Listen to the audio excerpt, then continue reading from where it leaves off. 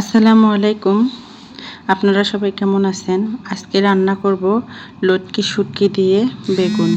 তো আমি এখানে লটকি শুটকিগুলো গরম পানি দিয়ে ভালোভাবে ধুয়ে নিয়েছি আর বেগুনগুলো ভালোভাবে ধুয়ে টুকরো টুকরো করে কেটে নিয়েছি। আর রান্নার জন্য নিয়েছি কাঁচামরিচ কুচি, থেতলানো রসুন, থেতলানো আদা আর গোটা রসুন। তো এখন আমি রান্নায় চলে যাব। আমি একটি কড়াই বসিয়ে দিয়েছি আর কড়াইয়ে দিয়ে দিলাম পরিমাণ মতো তেল। তো তেল গরম হয়ে গিয়েছে, এখন আমি দিয়ে দেব 1 কাপ পরিমাণ পেঁয়াজ কুচি। আর শুটকি রান্নায় পেঁয়াজের পরিমাণটা একটু বেশি দিলে ভালো হয়, এজন্য আমি 1 কাপ দিয়েছি পেঁয়াজ। তো পেঁয়াজগুলো আমি হালকা করে একটু ভেজে নেব। তো এই দেখুন পেঁয়াজগুলো আমি হালকা করে ভেজে নিয়েছি আর এখন দিয়ে দেব রসুন থেতো করা আর আদা থেতো করা দিয়ে আমি একটু নেড়ে নেব। এখন দিয়ে দেব গোটা রসুন আর কাঁচামরিচ কুচি দিয়ে আমি ভালোভাবে একটু নেড়ে নেব। তো এই দেখুন ভালোভাবে নাড়া হয়ে গেছে। এখন আমি শুকনো মশলা অ্যাড করব। দিয়ে দিলাম পরিমাণ মতো হলুদের গুঁড়ো, শুকনো মরিচের গুঁড়ো, লবণ আর জিরা গুঁড়ো দিয়ে আমি সামান্য পরিমাণে পানি দিয়ে দেব যাতে মশলাগুলো পুড়ে না যায়।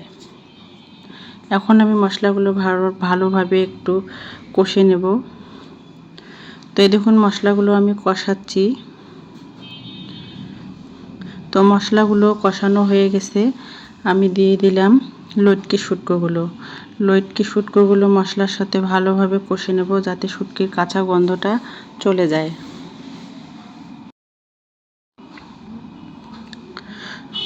তো এই দেখুন শুটকিগুলো আমি ভালোভাবে কষিয়ে নিচ্ছি আর চুলার জালটা আমি কমিয়ে রেখেছি যাতে ভালোভাবে শুটকিটা কষানো যায়। তো এই দেখুন শুটকি কষানো হয়ে যাচ্ছে। তো এখন আমি সামান্য পরিমাণে আর একটু পানি দিয়ে দেব। তো পানি দেওয়ার পরে আমি আবারও একটু নেড়ে নেব। নেড়ে নেওয়ার পর আমি কেটে রাখা বেগুনগুলো দিয়ে দেব।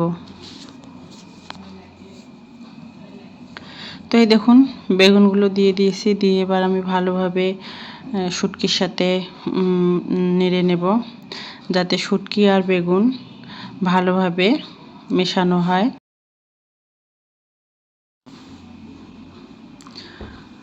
তো এই দেখুন আমি শুটকির সাথে বেগুনগুলো ভালোভাবে মিশিয়ে নিলাম। এখন আমি পরিমাণ মতো একটু পানি দিয়ে দেব যাতে শুটকি আর বেগুন ভালোভাবে সিদ্ধ হয়ে যায়।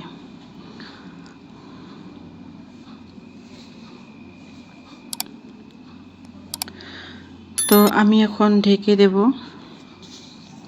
ঢেকে দিয়ে আমি 10 মিনিট জাল করে নিয়েছি। তো এই দেখুন পানিও অনেকটাই কমিয়ে এসেছে। এখন আমি আবারও ভালোভাবে একটু নেড়ে চেড়ে দেব।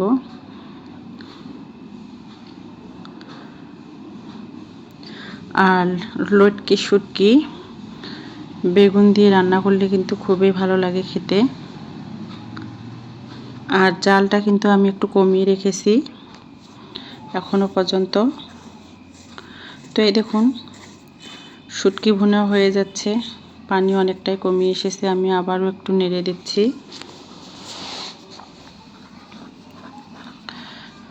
তো নেড়ে আমি আবারও উপর দিয়ে দেব পাঁচফোড়নের গুঁড়ো। আর এই শুটকি রান্নায় আমি সাধারণত পাঁচফোড়নের গুঁড়োটাই ইউজ করি, কারণ পাঁচফোড়নের কিন্তু সুন্দর একটা ঘ্রাণ আছে আর দিলে কিন্তু খুবই ভালো হয় শুটকি রান্নাতে, এর স্বাদটাও বেড়ে যায়।